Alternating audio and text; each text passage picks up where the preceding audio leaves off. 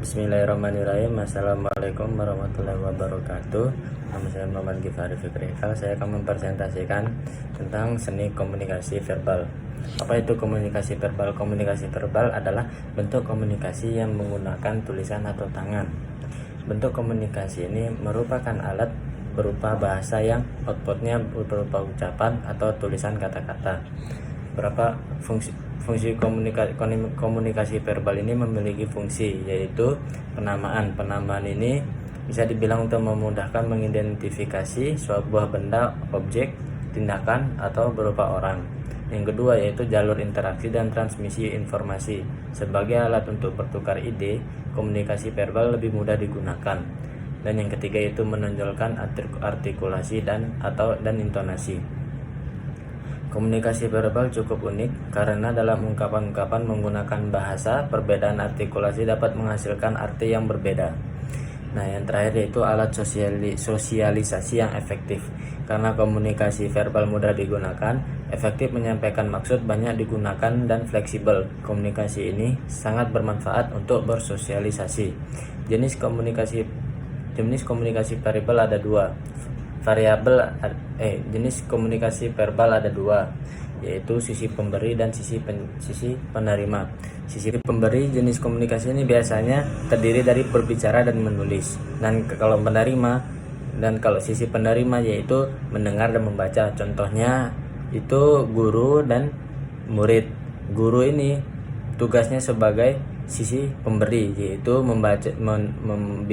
berbicara atau menulis di atas papan tulis atau di tempat atau di yang lainnya. Dan murid sebagai sisi penerima, yaitu mendengar dan membaca. Membacanya ini membaca tulisan apa yang ditulis dari sisi pemberi.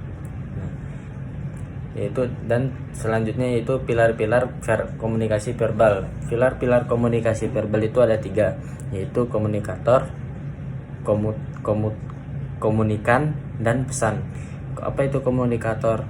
Komunikator adalah orang yang menyampaikan pesan atau informasi, dan komunikan yaitu orang yang menerima pesan atau informasi. Yang terakhir yaitu pesan. Pesannya adalah berita yang mengandung arti atau sari berita komunikator yang disampaikan dalam bentuk lambang-lambang atau yang lainnya. Apabila komunikator dan komunikannya ada, tetapi tidak ada beritanya atau topik yang ingin dibicarakan, maka itu belum dinamakan komunikasi. Nah, berikut adalah faktor-faktor penghambat komunikasi verbal, yaitu yang pertama, informasi yang tidak jelas atau bias. Informasi bias atau tidak jelas tentunya menjadi salah satu hambatan dalam komunikasi, seperti kita salah mendengar sehingga pemahaman kita berbeda. Pemahaman pendengar itu berbeda dengan pemahaman pembicara. Yang kedua yaitu sikap meremehkan. Komunikasi yang terjalin tidak hanya didasarkan oleh informasi yang dipertukarkan, namun juga hubungan interpersonal antara dua belah pihak yang menjalankan komunikasi sebagaimana fungsi komunikasi verbal. Ya, seperti kita mendengar pembicaraan tetapi kita tidak mempedulikannya. Nah, jadi sehingga kita tidak paham arti pembicaraan terhadap pembicara tersebut. Yang ketiga yaitu adanya batasan karakteristik. Contohnya batasan karakteristik yaitu nauzubillah buta, tidak memiliki tangan, dan bisu. Nah, terkadang kita menjadi penghambat untuk komunikasi verbal.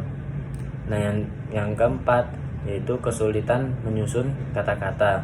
Komunikasi verbal didasarkan pada pola penyusunan kata-kata menjadi kalimat yang kemudian diucapkan dan diolah menjadi bahasa yang dipahami oleh pihak lain, sebagaimana penggunaan komunikasi verbal dalam bahasa tertulis.